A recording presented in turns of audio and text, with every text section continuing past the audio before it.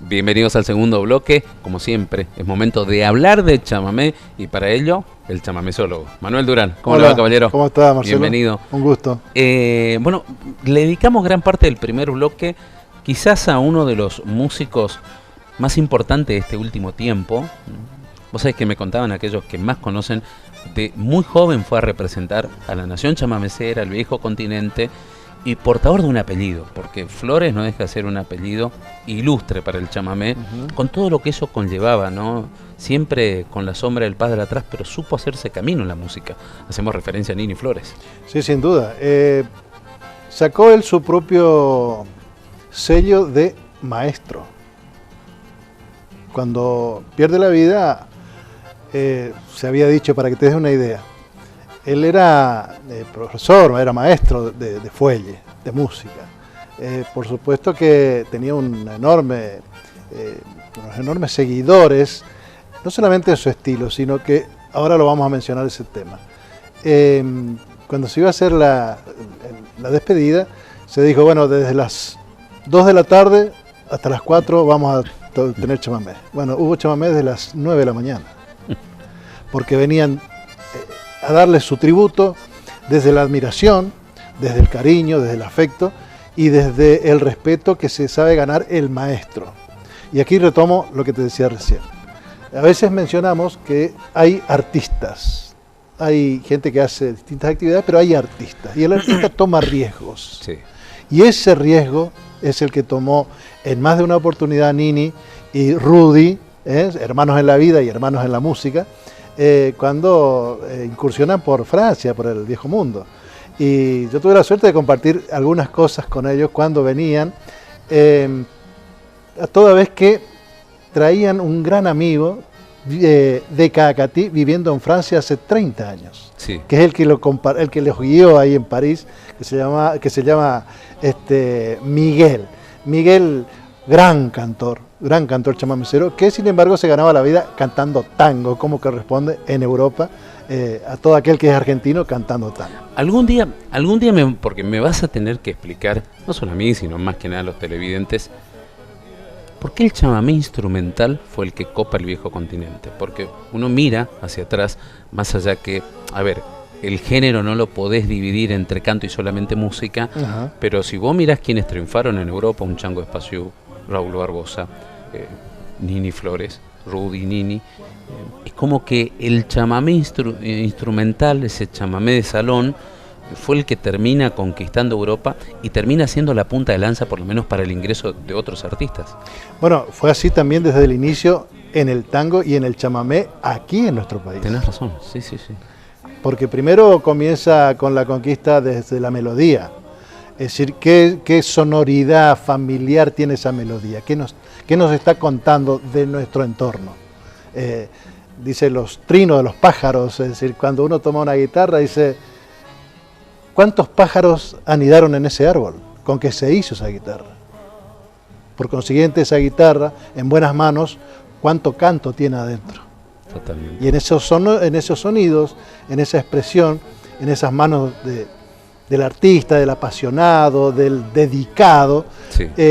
Surge esa magia que atrae, la música que atrae. Siempre la sonoridad melódica es la que atrae. Y después viene la letra.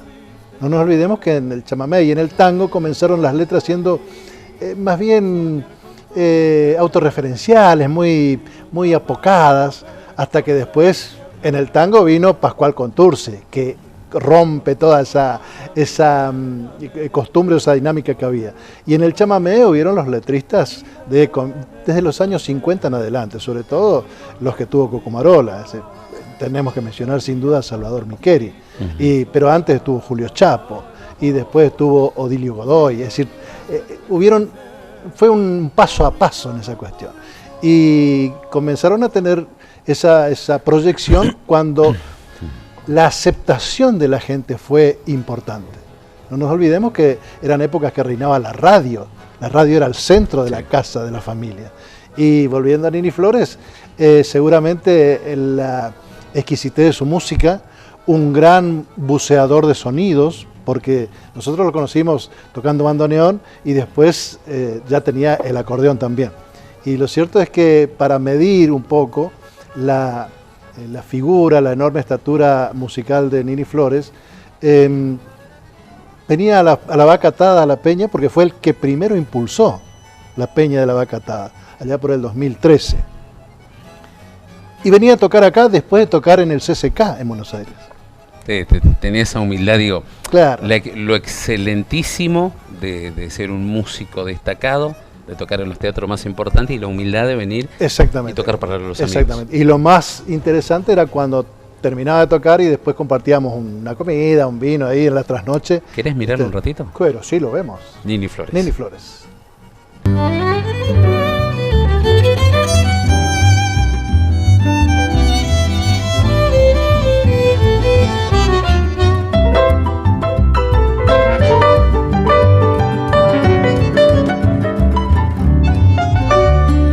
Isla del Cerrito acaricia su caudal, paso de la patria y la hermana Paraguay.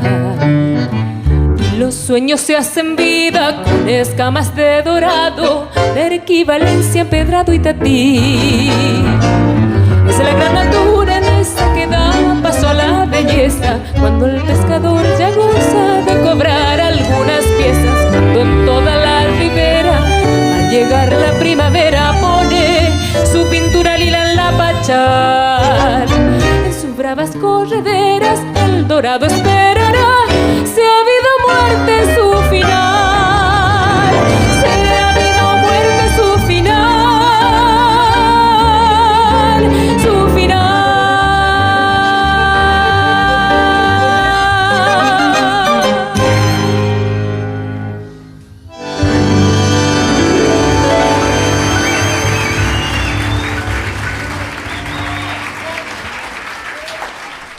Qué lindo, ¿eh? Siempre es bonito recordarlo. La verdad que se murió joven. Y quedó su obra, quedó su modelo de tocar, de ver la música, porque ya no el chamamé, sino la música. Yo les recomiendo, sí, a los que les gusta, busquen en YouTube una versión en su quinteto cuando él toca en el Teatro Colón. Un chamamé que se llama El Pitohue. Bueno, tiene tal componente tanguero en el fraseo, en la síncopa, realmente extraordinario en los arreglos, porque el tema no es solamente tocar, es tener Ahora, la dimensión. ¿cómo está unido el tango con el chamamé? Porque el programa anterior, el otro, el del sábado anterior, Tarragó hablabas en Canción para Carito, que decía que Carito, por ejemplo, era un tango. Claro, es decir, sí. Fíjate que él lo explicaba y lo rasgueaba en la guitarra, después termina siendo un chamamé canción. Sí. Es decir, evidentemente están unidos, es el sonido Esa argentino. es la magia de nuestra cultura. Totalmente, Sí. totalmente. Bueno, otro de los temas que íbamos a hablar con Manuel Durán, en este caso, tiene que ver con el río Paraná. Ese río Paraná emblemático del litoral argentino. No hay salteño, jujeño, que no se sorprenda cuando viene y ve el río, ese río majestuoso. Cierto. Y nosotros lo tenemos, a veces nos olvidamos de homenajearlo, estamos tan acostumbrados a verlo y nos olvidamos de su majestuosidad, pero el chamamé nunca se olvidó del río Paraná y el chamamé le ha rendido tributo constantemente. Sin duda. Si decimos el río Paraná y el chamamé, tenemos que decir 3 títulos. Sí. Historia, expansión social y proyección cultural.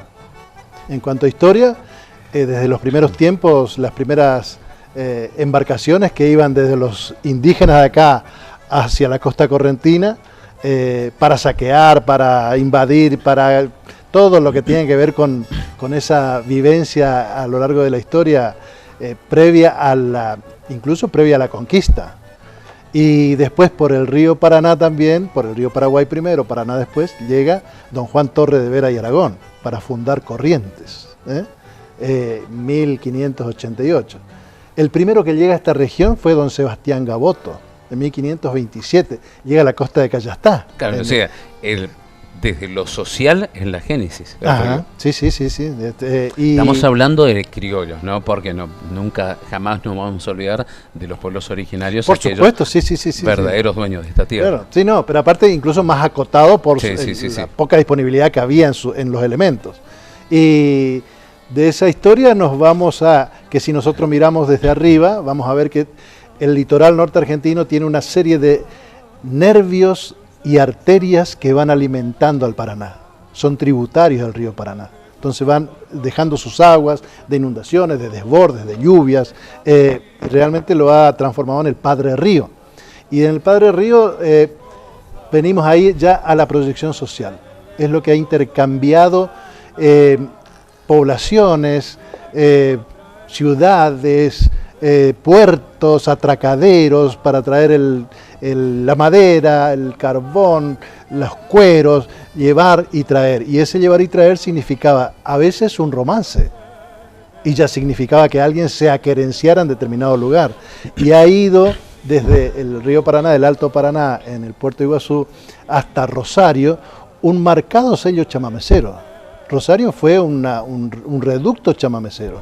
Ahí estuvo Tarragorros, ahí estuvo Montiel, ahí estuvo Abitbol, estuvieron todo ese trazado a lo largo del río que ha ido dejando y ha ido floreciendo en esas semillas que también cobijó la tragedia. Si yo digo el dueño de los ríos desde lo musical, indudablemente me parece que a los dos se nos viene el nombre del Cholo Aguirre. Cholo Aguirre, sí. Cholo Aguirre porque le ha dedicado Río Manso, Río Rebelde, bueno, tantas canciones dedicadas y todas al río Paraná, justamente. Sí. Lo voy a hacer, perdón, Manuel. ¿Cómo le va, Gaucho? Es lo que dice, ¿cómo anda? ¿Cómo está, Gaucho? Un gusto, muchas gracias, muy amable. Por el agua. No, ¿usted quería agua? No, yo estoy con mi mate. Sí, por eso. El río Paraná, ¿usted lo conoce? Sí, obviamente. Río. Y sí, como el río ese. A ver, uno dice río y es símbolo de música. Claro. Sí, totalmente coincido. Yo tengo, mire, Antonio Río, que tengo todos los hipos, a mí después Río me gustaban Paraná. los del río, los gallegos, eso que...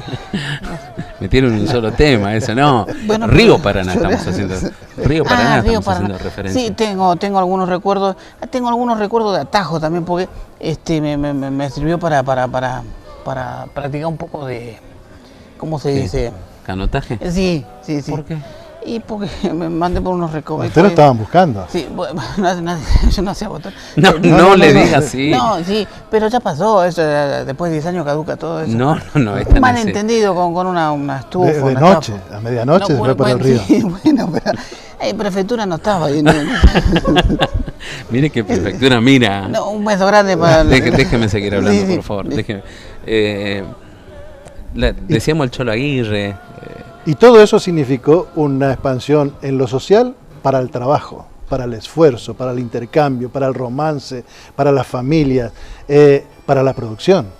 Los primeros lanchones eran para llevar fruta, para llevar naranja al sur, a Buenos Aires, las bananas de un lado a otro. Y eso significó también la proyección cultural. El correntino donde va, llevaba a su Virgen de Itatí, su lengua guaraní, el mate, llevaba su sombrero pií, su sombrero de paja y sus costumbres. Y en esas costumbres el chamamé para ese momento de esparcimiento del descanso en el trabajo duro. Vos sabés que hace poquito mirábamos, ¿te acuerdas cuando homenajeábamos a Ramona Galarza? Ajá. Y el periodista en Buenos Aires le decía, esta mujer que es traída por el río Paraná, es como que es el nexo entre Buenos Aires y Corrientes. En aquel momento dijo Ramona Galarza, no me suben nunca más a un barco, Sí. pero fue el río Paraná. De alguna manera hasta en situaciones explícitas el río Paraná está ligado Sin a los duda. artistas. Y cuando comentábamos hace algunos programas una palabra que es un concepto, que es cohesión. Todo eso que te estamos hablando de historia, de expansión social, en el trabajo, en el esfuerzo, en localización del hombre en distintos lugares a lo largo del río, y la expansión cultural, ha sido el chamamé el que ha unido todo eso. Entonces cuando vemos, es como un collar que tiene distintas cuentas, distintos tiempos, distintos protagonistas, distintas historias. Y por supuesto ha crecido. 100 años atrás no habían los puertos que uno ve en el río Paraná ahora, puertos cerealeros, puertos de gran embarque, y tiene que ver con eso. La historia, la proyección social, el trabajo, el esfuerzo y el chamamé. Yo soy como el río Paraná, dice Gaucho el tema, que sin detener su marcha besa la playa y se va. Y se va. Ajá. Es una manera elegante, que era un picaflor y no se quería sentar con una mujer. Me hace acordar a usted de eso. Sí, Y créame, que a usted le costó mucho comprometerse en la vida. está mi mamá mirando. No, no está bien.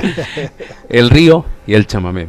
Hablando de chamamé, como siempre, con Manuel Durán. Nosotros nos vamos a Chamamé en Familia. Y atención, porque tengo críticas de la producción, porque la gente manda fotos de arbolitos. Y no queremos ser malos, pero no participan del sorteo. Tiene que Había mandar, dos condiciones. Claro. Foto con el arbolito y Sí. cartel de Viva el Chamamé, o de última con Viva el Chamamé detrás. Ajá. Sí, señor. Pero las fotos que solamente con el arbolito no participan. No. Te digo, pues la producción se puso... Tal vez no fuimos Exigentes. No fuimos claros. No, Una no selfie fui- con el arbolito. o sea, claro, pero con el cartel de Viva el Chamamé. Lógico. Porque si no nos mandan fotos del año Sí, pasado, claro. antepasado. Chamamé en Familia.